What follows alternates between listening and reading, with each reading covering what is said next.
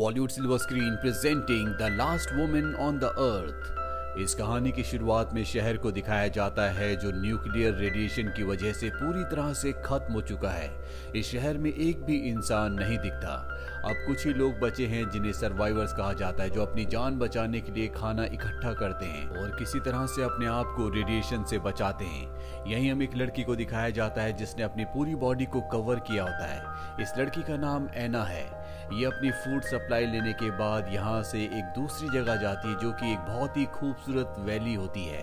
दरअसल ये ऐसी जगह है जहाँ पर रेडिएशन नहीं है, इसीलिए वो अपने प्रोटेक्टिव हेलमेट को और सूट को उतार देती है। दरअसल ये वैली उसकी फैमिली वैली है और यहाँ पर वातावरण ऐसा है जहाँ पर बिना हेलमेट के रहा जा सकता है। लेकिन घर जाने के बाद वो सबसे पहले अपनी बॉडी को अच्छे से वॉश करती है ताकि उसकी बॉडी में कहीं भी रेडिएशन ना हो। अगले दिन वो अपने डॉग के साथ उस ट्रैप को देखने जाती है जो उसने किसी जानवर को फंसाने के लिए लगाया होता है, लेकिन उसके फंदे में कोई भी जानवर नहीं होता। तभी एना के डॉग को कोई आवाज सुनाई देती है जिसे सुनने के बाद वो एक तरफ भागना शुरू कर देता है। एना भी उसके पीछे जाती है और वो देखती है कि वहां पर एक गाड़ी है।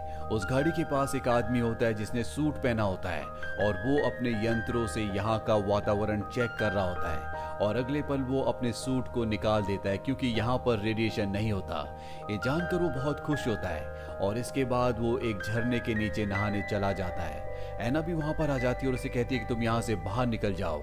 एना के पास गन होती है, इसीलिए वो आदमी जिसका नाम जॉन है वो डर जाता है और वो अपनी पिस्टल निकाल लेता है। एना उसे कहती है कि जिस पानी में तुम नहा रहे हो ये शहर से आ रहा है और ये भी रेडियो एक्टिव है, यानी कि इसमें भी रेडिएशन है। जॉन जल्दी से बाहर निकल जाता है और अपनी गाड़ी की तरफ भागता है जहां पर उसके पास दवा है, लेकिन वो इतना घबरा गया होता है कि वो अपने आप को इंजेक्शन लगा ही नहीं पा रहा होता। इसीलिए एना उसकी मदद करती है और उसे इंजेक्शन लगाती है। इसके बाद वो उसे अपने घर ले जाती है जहां पर वो उसकी बॉडी को वॉश करती है ताकि अगर उसकी बॉडी में कोई भी रेडिएशन हो तो वो पूरी तरह से निकल जाए। लेकिन अब उसकी तबीयत बहुत ज्यादा खराब हो चुकी है, उसकी बॉडी में रेडिएशन फैलना शुरू हो गया होता है। एना उसकी बहुत देखभाल करती है, उसके लिए प्रेयर भी करती है और धीरे धीरे जॉन पूरी तरह से ठीक हो जाता है। एक दिन एना उसे अपनी फैमिली फोटो एल्बम दिखाती और बताती है कि उसके पिता भी रेडिएशन की वजह से मारे गए और उसका जो भाई था एक दिन वो सामान लेने के लिए शहर गया था। इसके बाद वो कभी लौट कर नहीं आया। मुझे नहीं पता कि वो जिंदा है भी या नहीं। सुनकर जॉन को भी एना के लिए बहुत बुरा लगता है, साथ ही जॉन ने भी अपने लोगों को खोया है। अब अगले दिन एना जब खेती कर रही होती है तभी जॉन उसके पास आता है और उसे कहता है कि तुम्हारे पास ट्रैक्टर है, तुम उसका इस्तेमाल भी कर सकती हो। एना बताती है कि उसमें फ्यूल नहीं है। जॉन कहता है कि पास ही में एक गैस स्टेशन है, तुम्हें वहां से फ्यूल ले आना चाहिए। एना कहती है कि वहां पर कोई भी ऐसा इंसान नहीं है जो मुझे फ्यूल दे। जॉन कहता है तो तुम खुद ही जाकर ले लो। दरअसल एना के दिमाग में ये बात आई नहीं होती और अब वो खुद जाकर वहां से फ्यूल ले आती है, जिसके लिए रात को खाते वक्त वो जॉन को थैंक्स भी कहती है। जॉन कहता है कि मैं पहले एक बंकर में रहा करता था, मैं पूरी तरह से अकेला था, मेरे दिमाग में भी कोई भी आइडियाज नहीं आते थे और एक दिन मैंने तय किया कि मैं इस बंकर के अंदर अब नहीं रहूंगा। मैंने अपने लिए खास गाड़ी बनाई, एक सूट बनाया और बाहर निकलकर मैंने ऐसी जगह को सर्च करना शुरू कर दिया जहां पर रेडिएशन ना हो और मैं यहाँ पहुंच गया। दरअसल मैं एक इंजीनियर था। अब इन दोनों की धीरे धीरे दोस्ती होना शुरू हो जाती है। एना का जनरेटर भी यहाँ पर खराब हो गया होता है और क्योंकि जॉन एक इंजीनियर था इसीलिए वो जनरेटर को ठीक करने की कोशिश करता है, लेकिन वो उसे ठीक नहीं कर पाता। इसके बाद ये दोनों के दोनों वाटरफॉल की तरफ जाते हैं जहाँ पर जॉन बताता है कि हमें एक बहुत बड़ा व्हील बनाना पड़ेगा, इसके लिए हमें लकड़ी की जरूरत होगी और जब उस व्हील को हम इस वाटरफॉल के नीचे रखेंगे तो घूमेगा जिससे इलेक्ट्रिसिटी पैदा हो जाएगी। एना को जॉन का आइडिया बहुत अच्छा लगता है, लेकिन अब इन्हें व्हील बनाने के लिए बहुत ज्यादा लकड़ियों की जरूरत है। यहाँ पर एक चर्च भी होता है जो पूरी तरह से लकड़ी का बना होता है। जॉन कहता है कि इसे तोड़कर हमें पर्याप्त लकड़ियां मिल जाएगी, लेकिन एना साफ साफ मना कर देती है क्योंकि उसके पिता इसी चर्च में प्रीचर थे, साथ ही उसका क्रिश्चियनिटी में बहुत ज्यादा फेथ होता है। एना जब पूरी तरह से अकेली थी तो ये चर्च ही उसका सहारा था। जॉन उसे समझाने की कोशिश करता है लेकिन एना नहीं मानती, इसीलिए जॉन लकड़ी के व्हील बनाने वाले आइडिया को पूरी तरह से ड्रॉप कर देता है। वो कहता है कि ठीक है, मैं उसी जनरेटर को ठीक करने की कोशिश करूंगा। अब जॉन एक सुपरमार्केट जाता है जहां पर उसे शराब की कुछ कुछ बॉटल्स मिलती हैं।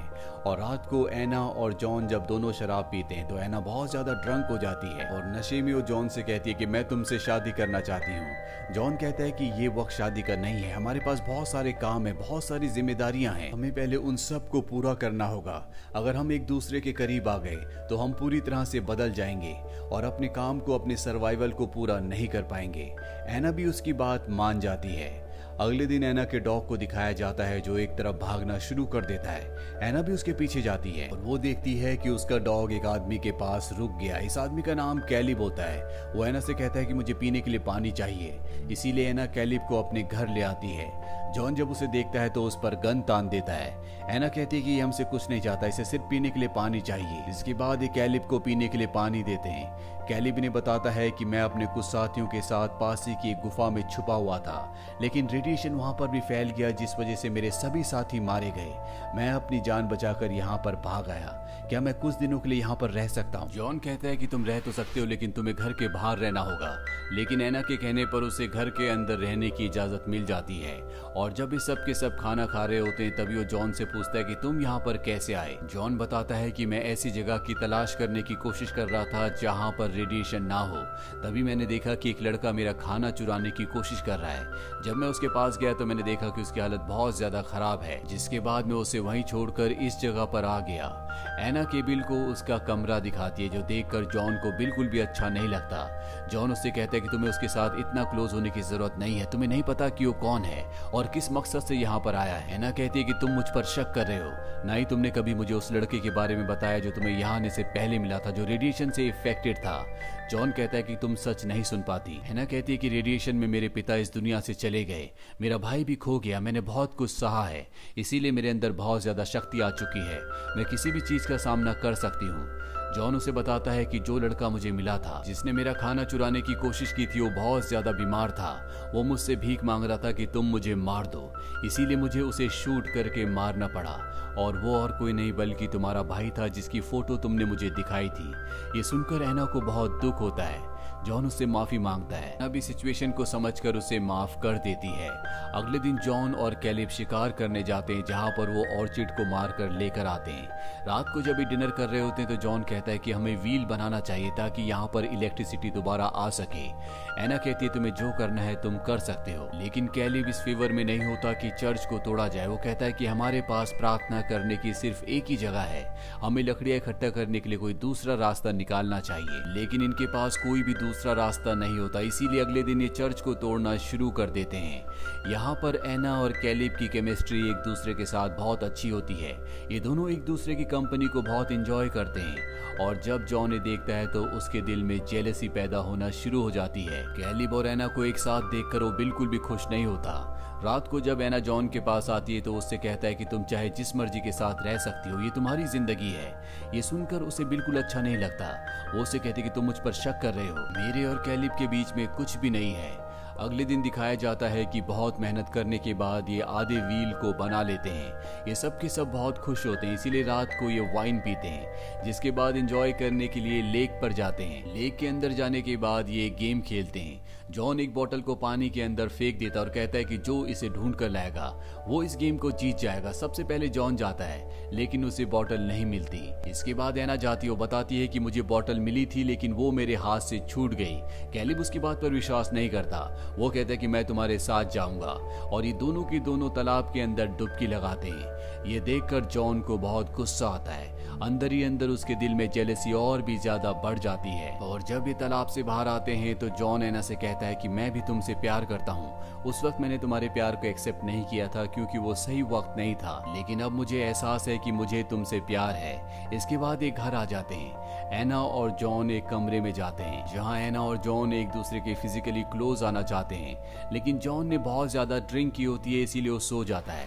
एना उसे उठाने की कोशिश करती है लेकिन उसकी आंख नहीं खुलती। जिसके बाद एना कैलिब के कमरे में जाते हैं। वैसे भी इन दोनों की केमिस्ट्री बहुत अच्छी होती है और आज की रात को ये दोनों फिजिकली एक दूसरे के बहुत ज्यादा क्लोज हो जाते हैं। अगली सुबह एना जब ब्रेकफास्ट के लिए बैठी होती है तो वहाँ पर कैलिब आता है और जिस तरह से वो एना को टच कर रहा होता है, जॉन को देखकर शक हो जाता है कि इन दोनों के बीच में कुछ ना कुछ गड़बड़ है, कुछ ना कुछ तो ऐसा हुआ है जिस वजह से इन दोनों के जेस्चर्स बदल चुके हैं। लेकिन फिलहाल वो इन दोनों को कुछ भी नहीं बोलता और अब ये व्हील को बनाने के फाइनल काम को लगभग पूरा कर चुके हैं। और जब ये दोनों वापस आ रहे होते हैं तो जॉन कैलिब से कहता है कि तुम्हारा यहाँ आने के लिए शुक्रिया, तुम्हारे आने के बाद मेरे और एना के बीच में सारी दूरियां खत्म हो चुकी हैं। लेकिन कैलिब समझ जाता है कि वो झूठ कह रहा है। वो जॉन से कहता है कि तुम्हें झूठ बोलना नहीं आता, तुम तो ये चाहते थे कि मैं कभी यहाँ पर आता ही नहीं, लेकिन अब मैं यहाँ पर आ चुका हूँ। जॉन उसकी बात का कोई जवाब नहीं देता और उस जगह से चला जाता है।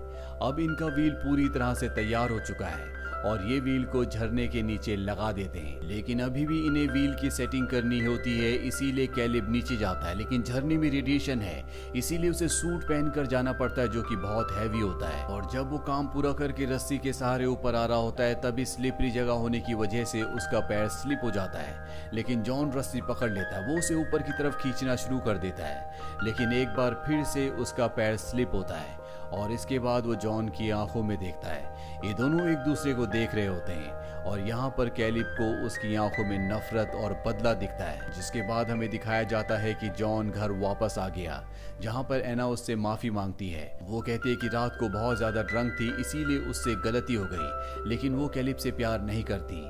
जॉन कहता है कि कोई बात नहीं, वैसे भी कैलिब मेरा सूट लेकर यहाँ से निकल गया है क्योंकि वो दूसरे सर्वाइवर्स को ढूंढना चाहता है। लेकिन एना को उस पर शक होता है।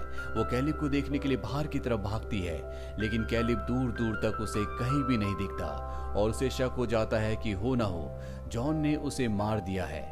इसी तरह से कुछ और दिन बीत जाते हैं और अब जो व्हील इन्होंने झरने के नीचे बनाया था उसकी वजह से इलेक्ट्रिसिटी भी इनके घर पर आ जाती है। लेकिन एना का दिल पूरी तरह से बदल चुका होता है। जब वो बार में जाती है तो देखती है कि चर्च का पियानो वहाँ पर होता है जो जॉन लेकर आया होता है। एना पियानो को बजाना शुरू कर देती है, जॉन भी वहाँ पर आ जाता है। एना जो धुन उसमें बजा रही होती है वो बहुत ही उदास होती है और तभी वो जॉन को देखती है और उसकी आंखों से साफ साफ पता चलता है कि उसे पूरी सच्चाई का पता चल चुका है। जॉन के दिल में जो उसके लिए प्यार था वो पूरी तरह से खत्म हो चुका है। जॉन वहीं बेंच पर बैठ जाता है। जॉन को समझ में आ चुका है कि वो जीत कर भी हार गया। हालांकि उसने अपने और एना के बीच से कैलिब को हमेशा के लिए हटा दिया, लेकिन इस जीत के साथ भी उसकी हार हुई, क्योंकि प्यार हमेशा उन्हीं लोगों को मिलता है जो दिल से अच्छे होते हैं, क्योंकि दिल से ही प्यार किया जाता है। और जॉन जिसका दिल अच्छा नहीं था वो उस लड़की को हार गया जो उससे प्यार किया करती थी। इसी के साथ ये कहानी यहीं पर खत्म हो जाती है। ये फिल्म ईयर 2015 में रिलीज हुई थी।